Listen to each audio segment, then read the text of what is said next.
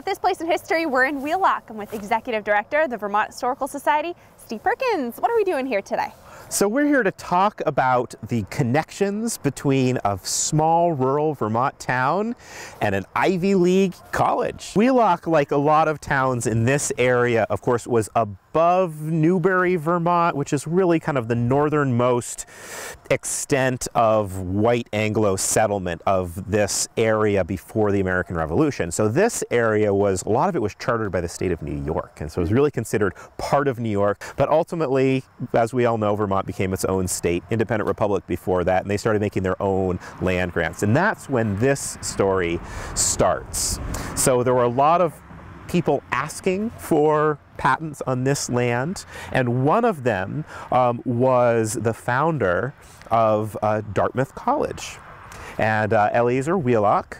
So here, hence the name Wheelock, and then his son Jonathan Wheelock.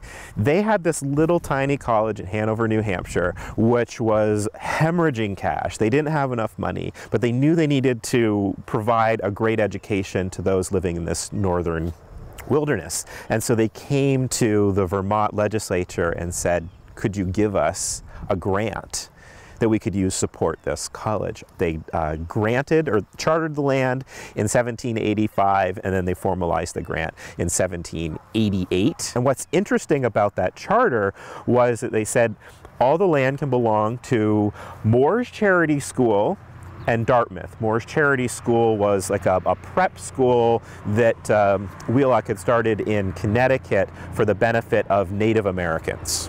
And that was part of what later became Dartmouth College.